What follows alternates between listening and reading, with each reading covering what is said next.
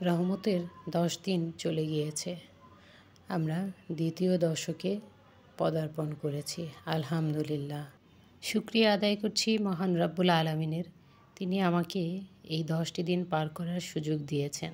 মাছে ভাতে বাঙালি, এটা সত্য কথা, কিন্তু আজকাল প্যাটার্নটা যেন বদলে গিয়েছে। বাচ্চারা একদম মাছ খেতে চায় না। এদেরকে মাছ খাওয়াতে গেলে আমার একবার এক এক রকমভাবে ট্রাই করতে হয়।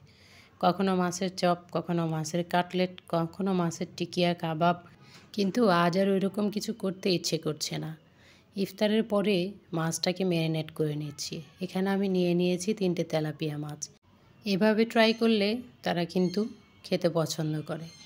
যেহেতু যাদের জন্য করা তারা খেতে পছন্দ করে, সেহেতু আমিও এভাবে করে স্বাচ্ছন্দ্য ফিল করি। বাজার থেকে কেনার সময়ই মাছগুলোকে আমি মাঝখান দিয়ে এমনভাবে চিট দিয়ে নিয়ে আসি বা কেটে নিয়ে আসি যেন ভেতরে মশলা ঢোকানো যায়। আর উপরে যে র্যাক দেখা যায় সেটা কিন্তু আমি বাসায় এসে নিজেই করে নিই। হ্যালো এভরিওয়ান, আসসালামু আলাইকুম। আমাদের গল্পগাথা থেকে আমি রুবা আপনাদের সবাইকে ওয়েলকাম করছি আমাদের গল্পগাথার আজকের ব্লগে। আজকের ব্লগটি আমি শুরু করেছিলাম ইফতারের পর থেকে। ইফতারের পরে আমি রাতের ডিনারের জন্য আয়োজন করছিলাম। আজকে হঠাৎ করেই দিনের বেলায় রান্না করতে ভালো লাগছিল না। যখন বেশি ভালো লাগে না তখন আমি এরকম করি। সব সময় যে একইভাবে একই রকম কাজ করতে হবে এরকম তো নয়। যখন যতটুকু পারবো আলহামদুলিল্লাহ। তো মাছটাকে ম্যারিনেট করে নিয়েছিলাম, আমি কিছুক্ষণ রেখে দিয়েছি আর ওই ফাঁকে বাকি কাজ কিছু করে নিয়েছি।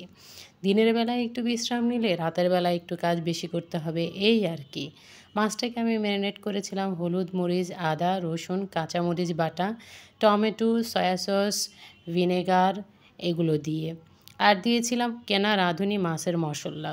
রাঁধুনি মাছের মশলাটা ইউজ করলে মাছের টেস্টটা একটু অন্যরকম হয়, খেতে বেশ ভালোই লাগে। দেখার সৌন্দর্যের জন্য টমেটো, কাঁচা পেঁয়াজ আর ধনেপাতা দিয়ে সাজিয়ে নিলাম। মাছ ভাজার সাথে ছিল আম দিয়ে টক ডাল আর আলু ভর্তা, সাদা ভাত।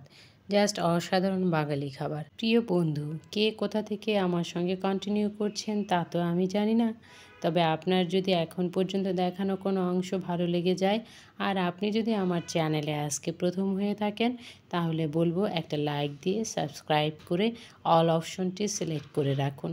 এতে আমি যখনই ভিডিও দিব তখন আপনার কাছে পৌঁছে যাবে। আপনি প্রথমে দেখে নিতে পারবেন কিংবা আপনার পছন্দ মতো সময়ে ভিডিওটি দেখে নিতে পারবেন। আর অলরেডি যদি কাজগুলো করে থাকেন তাহলে আপনাকে অসংখ্য ধন্যবাদ। আমার প্রিয় আপু, ভাইয়া, দিদি ভাই, দাদা ভাইরা, গুড মর্নিং। এটা পরের দিন। কেমন আছো তোমরা? এখন পর্যন্ত আমার সঙ্গে যে যেখান থেকে কন্টিনিউ করছো, আশা করছি একটি লাইক দিয়ে কন্টিনিউ করছো। সাথেও আশা রাখছি নিশ্চয়ই তোমরা অনেক অনেক ভালো আছো, সুস্থ আছো। আলহামদুলিল্লাহ, আমিও সবাইকে নিয়ে ভালোই আছি।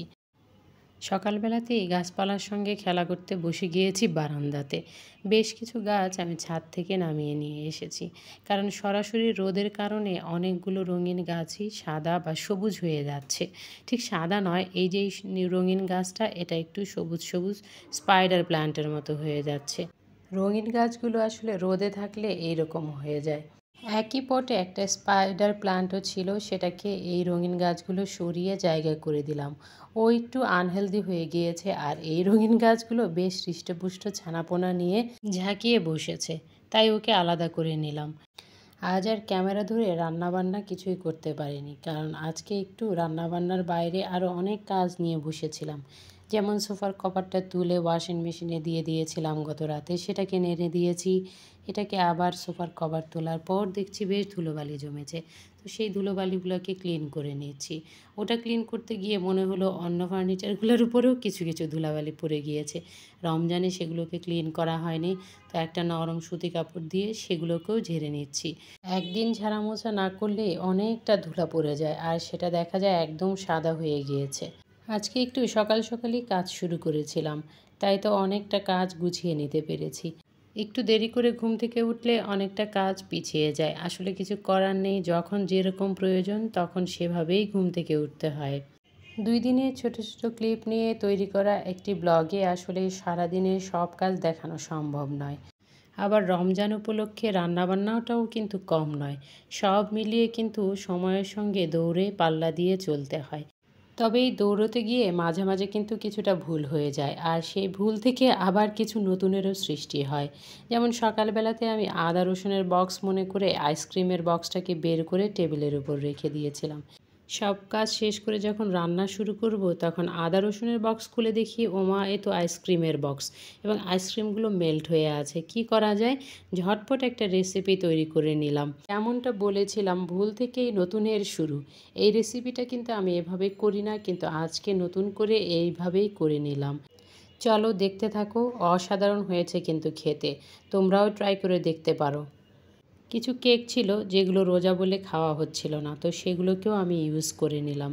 1 কাপ দুধ আর ওই ছোট্ট ছোট্ট পিসের কিছু কেক আর সেই মেল্ট হওয়া আইসক্রিম দিয়ে মজাদার একটা ডেজার্ট আইটেম তৈরি করে নিলাম। এখানে গুছিয়ে নিলাম সেই কেকগুলোকে, আর উপরে দিয়ে দিব এখন ঘন জাল দেয়া সরপরা দুধ। এই দুধটাও আমার বেঁচে গিয়েছিল, মানে সেহরিতে খাওয়ার পর এইটুকুই জমেছিল। সেগুলোকে আমি আবার রেখে দিয়েছিলাম ফ্রিজে, সেখান থেকে বের করে এইগুলোর উপরে দিয়ে দিলাম। এখানে ভালো করে আবার এই সরটাকে স্প্রেড করে দিচ্ছি। কেকগুলো দুধটাকে শুষে নিয়েছে, তারপর সেকেন্ড টাইম আবার একটু দুধ ছিল, সেটাও দিয়ে দিয়েছি। কেক তো দুধের মাঝে গোসল করছে, আনন্দে সুইমিং করছে, আর আমি পাশে রাতের বেলায় যে থালাবাটি ছিল টেবিলের উপর, সেগুলোকে অফ ক্যামেরায় গুছিয়ে নিয়েছি। কিছু ফ্রুটস ছিল, সেগুলোকে ঢেলে জায়গা মতো রেখে দিয়েছি। কেকগুলো যতটুকু দুধ সোপ করে নেয়ার ততটুকু তো নিয়ে নিয়েছে।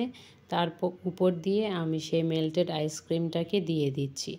এই রকম মেল্ট হয়ে যাওয়া আইসক্রিম ফ্রিজে রেখে ফ্রোজেন করে আবার খেতে কিন্তু সেই আগের টেস্টটা আর আসে না। তাই এটাকে দিয়ে আমি নতুন একটা ডেজার্ট তৈরি করে নিলাম। এখানেই শেষ নয়, এর কিন্তু আরও কিছু কাজ বাকি আছে। এটাকে আমি ভালো করে ট্যাপ করে এখন ডিপে রেখে দিব কিছুক্ষণ ফ্রোজেন হওয়ার জন্য। ফ্রোজেন হয়ে আসলে তারপর এর উপর আমি কাজ করে নেব। ফ্রোজেন হতে থাক, আর আমি আমার রান্নাঘরে টুকিটাকি কাজ আছে, রান্না আছে, সেগুলো করে নেই। নিচে গিয়েছিলাম, সেখান থেকে লাউ শাক আর ধনেপাতা নিয়ে আসলাম। মাশাআল্লাহ, কি সুন্দর কচি কচি শাক। সব সময় মাছ মাংস খেতে ভালো লাগে না, তাই আমি মাঝে মাঝেই শাক নিয়ে আসি, নিজের জন্য তৈরি করে নেই। যার ভালো লাগে খাবে, আর যার ভালো না লাগে সে অন্য আইটেম আছে সেগুলো দিয়ে খাবে। আমি কিন্তু এগুলোকে সিম আর আলু দিয়ে ভেজে নিয়েছিলাম। খেতে কিন্তু দুর্দান্ত লেগেছিল আমার কাছে। শুধু আমার কাছে নয়, ফ্যামিলির সবাই কিন্তু এটা পছন্দ করেছিল। আমি ভাবতেই পারিনি এটা এত টেস্ট হবে। ইফতারের পরে ডেজার্ট হিসেবে বা ঠান্ডা ঠান্ডা একটা আইটেম হিসেবে কিন্তু ভালোই লেগেছিল। তোমরাও কিন্তু মেল্ট ছাড়া আইসক্রিম দিয়ে ট্রাই করে দেখতে পারো। যাই হোক, রান্নাবান্না শেষ করে ইফতার তো অফ ক্যামেরায় করে নিয়েছি। তারপর ইফতারের পরে এই রকম আইটেমগুলো খেতে ভালো লাগে, তো সেটাকে আমি বের করে নিয়েছি। বের করে এই যে এরকম কুকিজগুলোকে ক্রাশ করে সার্ভ করার আগ মুহূর্তে আমি দিয়ে দিয়েছি। দেখতে পাচ্ছ কি সুন্দর জমে গিয়েছে আইসক্রিমটা, নিচের কেকটা পজিশনটা কি সুন্দর নিয়ে নিয়েছে। তো এগুলোকে কেটে এখন সার্ভ করে দিব। আমার সঙ্গে থাকা সকল বন্ধুদের জন্য অসংখ্য দোয়া ও ভালোবাসা। তোমাদের ছোট ছোট কমেন্টস, ভালোবাসা আমাকে নতুন করে চলতে সাহায্য করে। তোমাদের এই সাহায্য, সহযোগিতা, ভালোবাসার জন্য আমি তোমাদের জন্য অনেক অন্তরের অন্তঃস্থল থেকে দোয়া করছি। কমেন্ট ছোট আর বড় যাই হোক না কেন, সবাই নিশ্চয়ই ভালোবেসেই কমেন্ট করে, কারণ প্রতিটা বিষয়ের জন্যই সময় দিতে হয়, আর সময় অত্যন্ত মূল্যবান আমার এই ইউটিউবার আপুদের কাছে। শুধু ইউটিউবার আপু নয়, ইউটিউব ফ্যামিলির বাইরেও আমার অনেক আপু বন্ধু আমাকে সহযোগিতা করে ওয়াচ টাইম দিয়ে। তাদের জন্য অন্তরের অন্তঃস্থল থেকে রইল দোয়া। অসুস্থ অবস্থায় যিনি আমার পাশে রইলেন, তার জন্য রইল দোয়া। সৃষ্টিকর্তা তাকে সুস্থতা দান করুন, আমিন। এই অংশটুকু ইফতারের পরের অংশ। সব কাজ সেরে নিয়ে আমরা এই ডেজার্টটা উপভোগ করতে চলে এসেছি। কিছু কুকিজ আমি উপরে দিয়েছি, আর কিছু কুকিজ ক্রাশ করে সার্ভিং ডিশের নিচে সৌন্দর্যের জন্য দিয়েছি। এই কুকিজটা যখন খাওয়া হবে তার আগ মুহূর্তেই ক্রাশ করে দিতে হবে। আগে দিয়ে সেট করে দিলে কিন্তু নেতিয়ে যাবে, খেতে ভালো লাগবে না, আর পারফেক্ট সেই টেস্টটা আসবে না।